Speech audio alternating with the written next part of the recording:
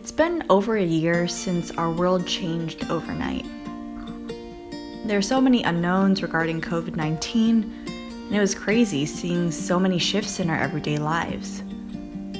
Whether it was working or attending class from home, not being able to visit loved ones, or going outdoors for social activities, a lot of change occurred in the past 12 months.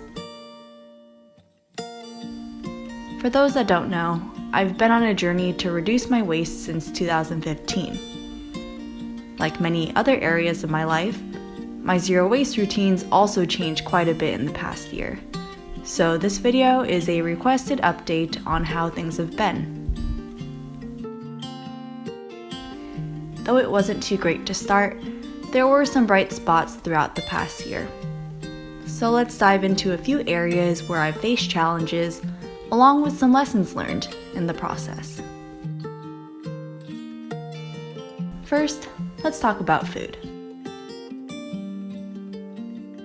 Food and food packaging usually make up about 50% of household-generated waste.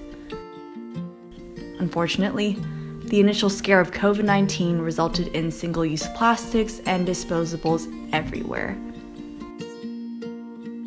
Bulk bins closed, the ability to bring in your own container was out of the question, and plastic bags at grocery stores became a must. It's unfortunate that when there's a health scare, we think that single use is the solution.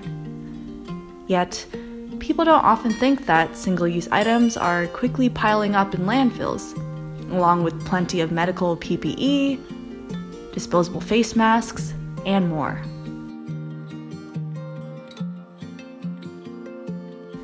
In our home, we did our best to reduce single-use plastics where we could, but we found ourselves buying some packaged foods at the grocery store because we were left with no option. However, I still try to get recyclable packaging, opted for no plastic produce bags, and put all the items back into the cart myself to bag them into my own reusable bags outside.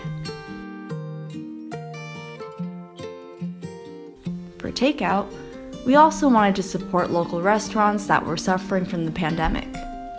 While this creates some additional packaging waste, we try our best to let them know that we don't need any plastic utensils, whether over the phone or through online fulfillment forms.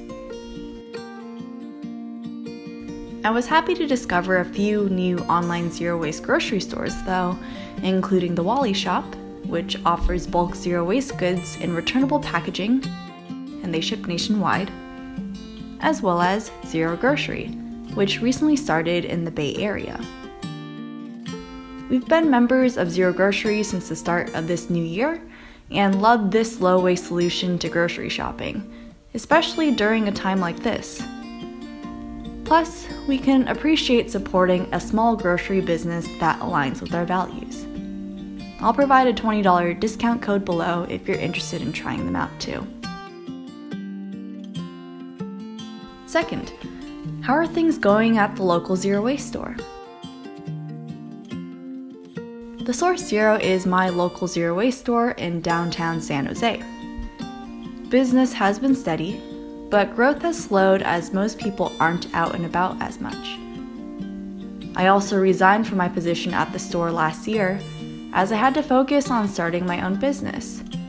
But I still visit at least once a month to get refills for items such as dish soap, cleaning supplies, and hand sanitizer.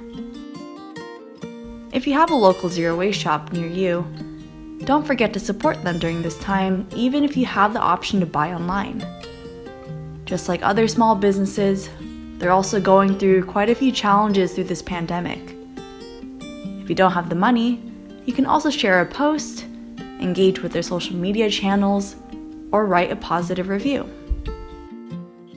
Those are all great free ways to support your small businesses.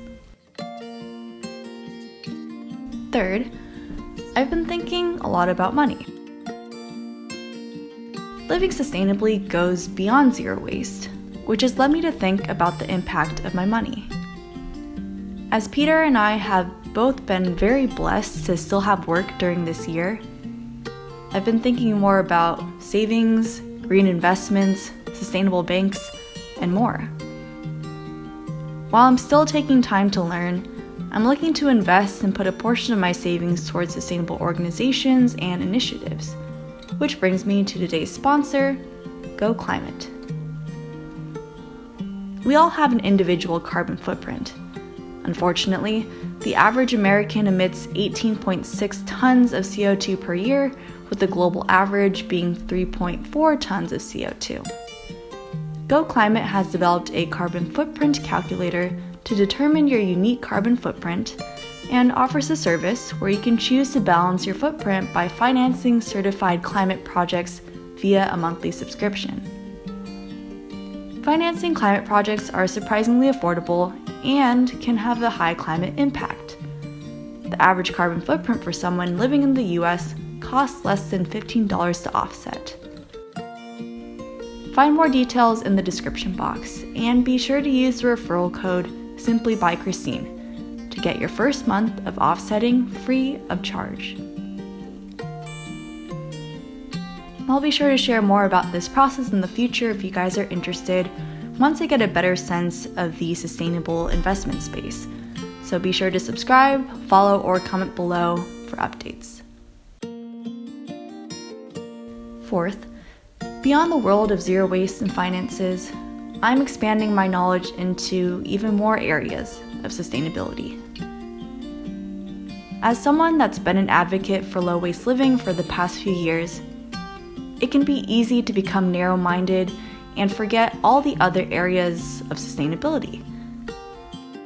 I've been actually going through the book Drawdown, a comprehensive guide of various solutions to tackle climate change, which has helped me understand other potential areas for sustainable impact.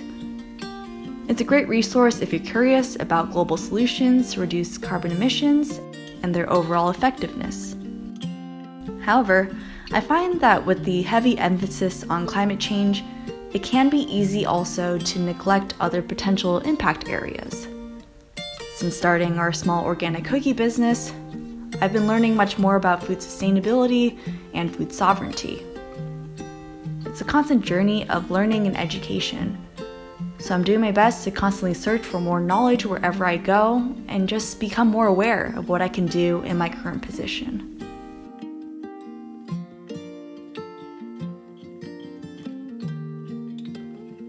And last but not least, number 5, I'm learning to get out of my bubble and into the world. This past year has been a strange one, and it's easy to stay at home and lose motivation. I myself have been in a rut with activism and wanting to make change in my community, but I really want to try to kick it off again. Zero waste living is undoubtedly a privilege, as I understand that having access to zero waste shops and grocery solutions is a rare find.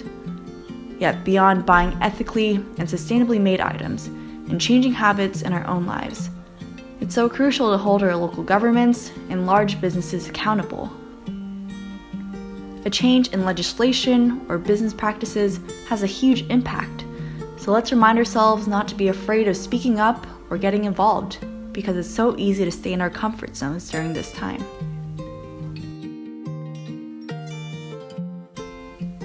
So those are just a few things that come to mind from this past year, and areas I hope to get better at as things hopefully improve with COVID.